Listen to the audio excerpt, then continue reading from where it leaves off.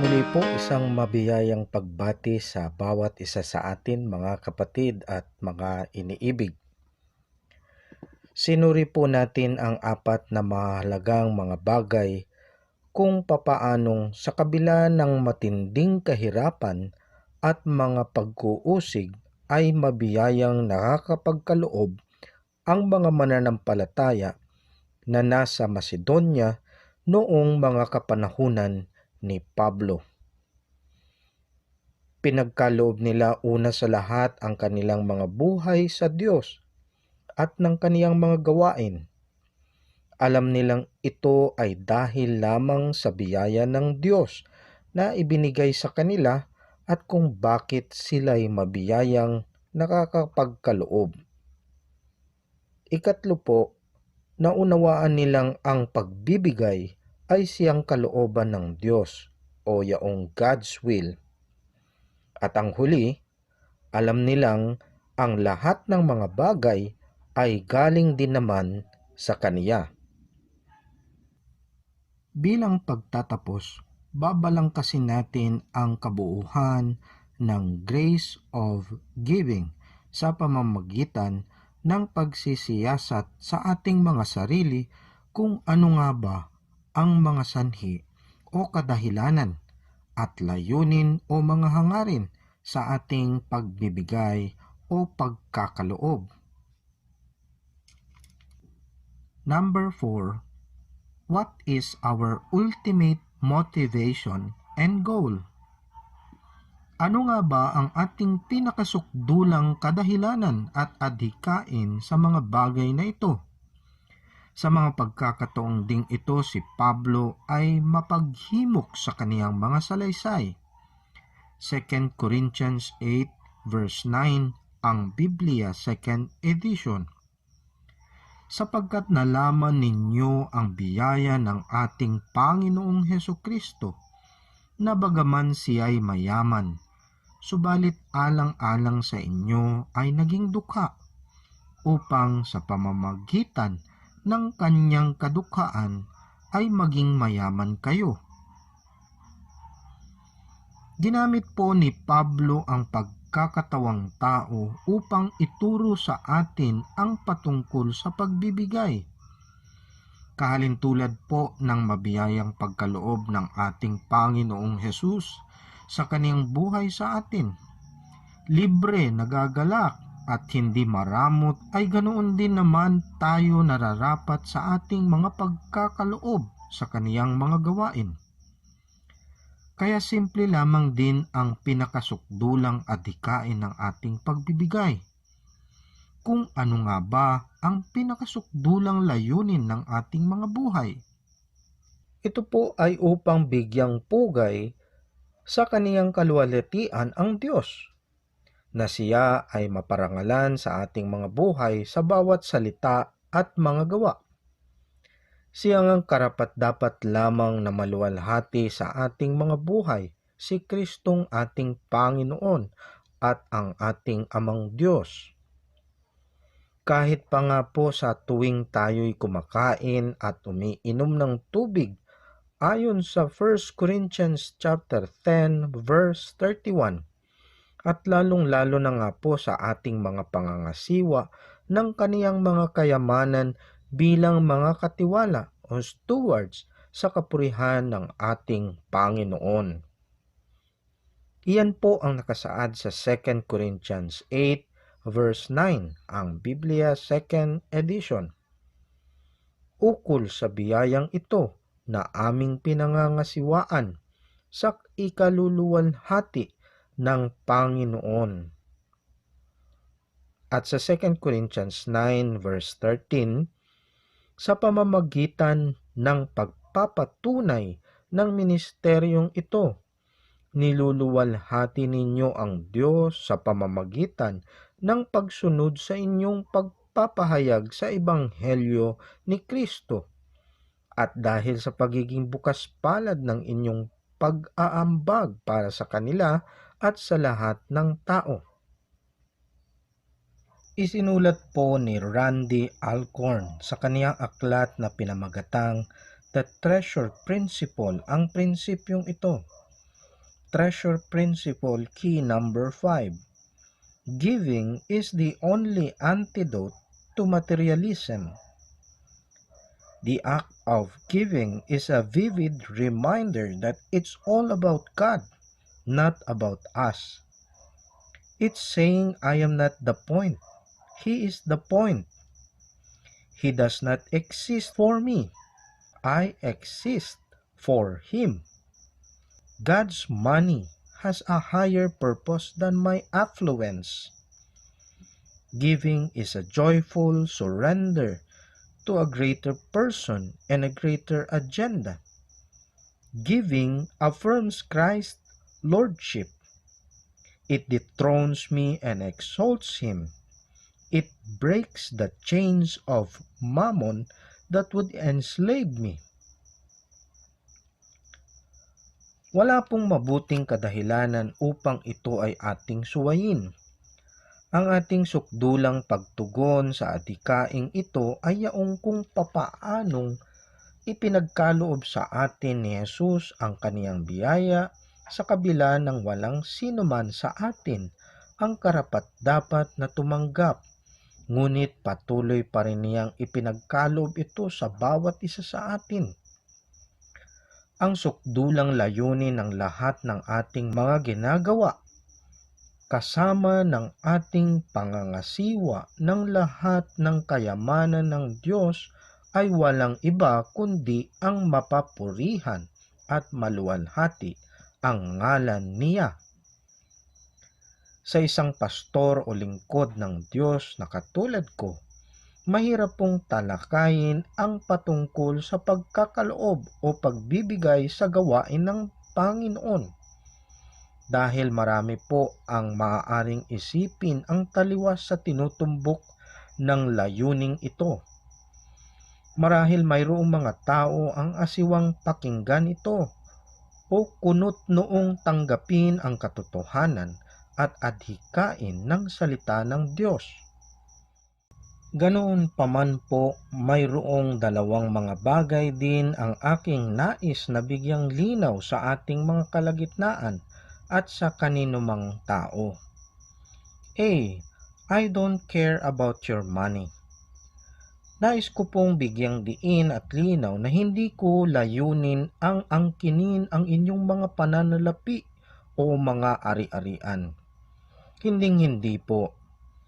Wala pong kaibahan sa akin kung kayo man ay magkaloob o hindi.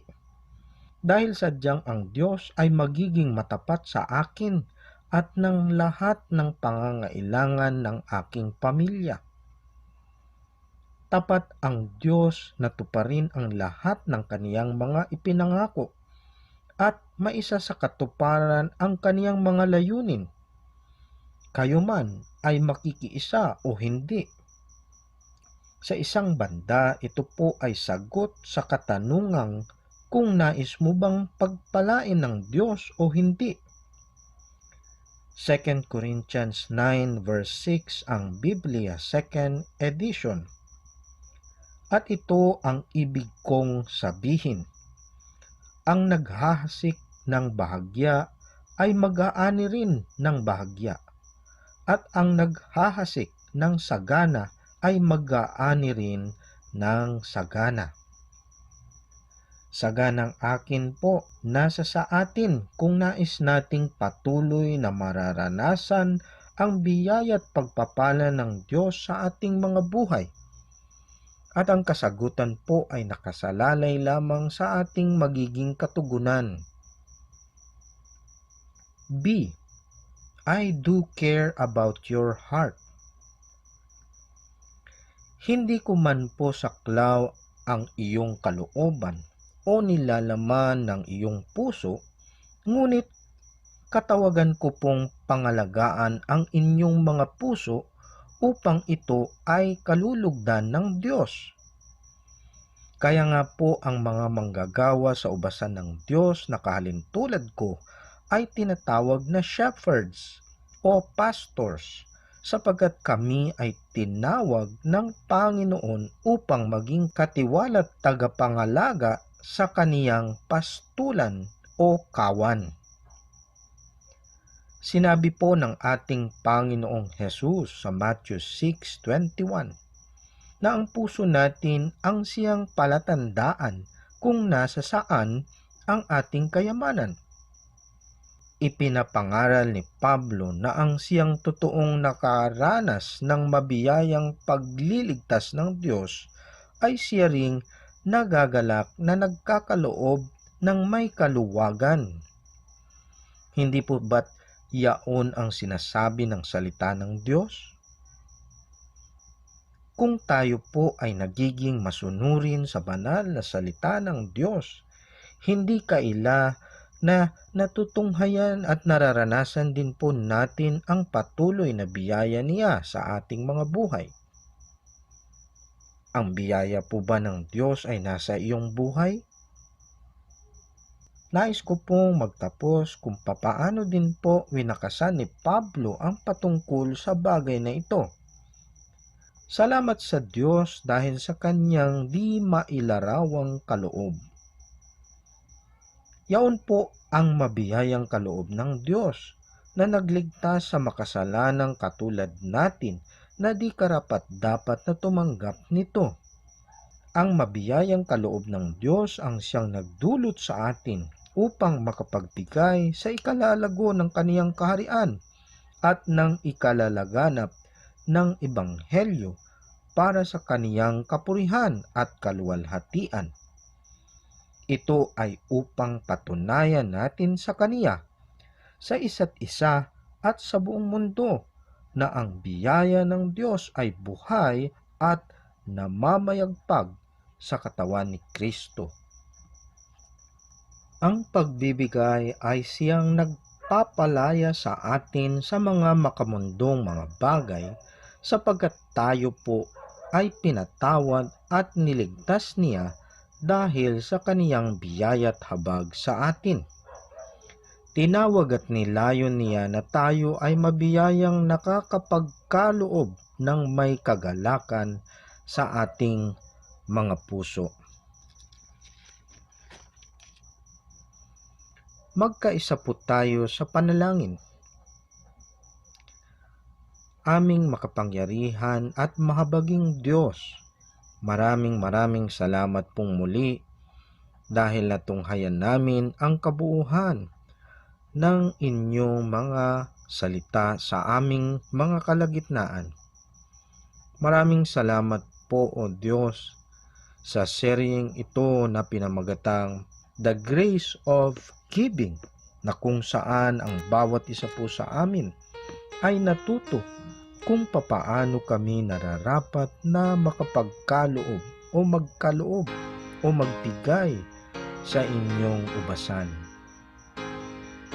Kami po ay lubos na nagpapasalamat at patuloy na ipinapanalangin na ang bawat butil ng mga salita na aming napakinggan, na aming natutunan, ay siya ring aming tunay na maipamumuhay sa aming mga kalagitnaan. Patuloy po naming hinihiling na sa aming pagkatuto at patuloy na paglakad sa aming pananampalataya sa inyo ay mabiyaya nga po kaming nakakapagkaloob, nagagalak at maluwag sa aming mga kalooban, hindi napipilitan lamang. Maraming mga bagay po sa aming buhay ang maaari naming ipagkaloob. Hindi lamang ito nalilimitahan sa aming mga pananalapi, kundi sa kabuuan ng aming buhay, sa aming oras, sa aming dulong, sa aming lakas, at sa bawat aspeto man ng aming buhay na siya rin namang ipinagkaloob ninyo sa bawat isa sa amin. Kaya po patuloy kaming nagpapasalamat o Diyos sa inyong kabutihang loob na ito. Patuloy po naming pinupuri at nais na madakila ang inyong pangalan dahil yaon po naman ang inyong pinakasuktulang layunin sa aming mga buhay. Patuloy po naming ipinagkakaloob ang anumang mga pangangailangan sa aming buhay dahil alam po namin na kayo na siyang nangako sa bawat isa sa amin na hindi niyo po kami iiwan, hindi niyo po kami pababayaan, ay siya ring mabiyayang magkaloob sa anumang mga pangangailangan na mayroon kami sa bawat panahon ng aming buhay. Maraming salamat po, O Diyos, dahil alam namin tunay ding maaasahan ang lahat ng inyong mga ipinangako. At alam namin, O Diyos, na sa pamamagitan ng inyong kapangyarihan at dakilang kalooban ay maisa sa katuparan ang inyong layunin sa aming mga buhay, na kami po ay tunay na magkaroon ng kaganapan upang maluwalhati ang inyong ngalan. Patuloy niyo pong siyasatin ang aming mga puso upang kami po ay hindi magkamali. Kami po ay hindi mahulog sa bitag ng kaaway. Kami po ay patuloy na makapag-aalay ng maluwalhati sa aming kalooban, lalong-lalo na patungkol sa inyong mga gawain. Maraming salamat po, O Diyos, sa di ninyo malirip at di mailarawang kaloob na ibinigay sa bawat isa sa amin, na kahit kami po ay hindi karapat-dapat na tumanggap nito, kami po ay inyong patuloy na ipinagkakalooban ng inyong habag at biyaya. Patuloy po naming nararanasan ang inyong pagpapala sa aming mga buhay, ang inyong pag-iingat, ang inyong pagkukup sa bawat isa sa amin. Kaya kulang po ang bawat salita na maaring naming maiusal sa inyo. Ngunit nais po naming banggitin ng walang hanggan ang katangi-tangi naming pasasalamat sa inyong mga kabutihang loob sa bawat isa sa amin at sa lahat ng panahon ng aming buhay. Kami po, O Diyos, ay patuloy din na umaasa at buong puso na nananalig sa inyo upang kami po ay manatiling matapat sa dulo man ng aming mga buhay at hanggang sa inyong pagdating ng agmuli. Maghari kang tunay, O Diyos, ngayon at magpakailanpaman. Ito po ang aming pasasalamat, ito po ang aming panalangin, ito po ang aming pagpupuri at taimtim na pagtitiwala sa ngalan ng aming Panginoon at tagapagligtas na si Jesus. Amen at Amen. Hanggang sa muli po, mga minamahal na mga kapatid, naway sumaating lahat ang patuloy na biyaya, pagkalingat, patnubay ng ating dakilang Diyos. Naway sumainyong lahat ang pagpapala ng Panginoong Hesukristo at ang pag-ibig ng Diyos at ang pakikipisan ng Espiritu Santo ngayon at magpakailanpaman. Sa ngalan ng Ama, ng Anak at ng Banal na Espiritu. Amen at Amen.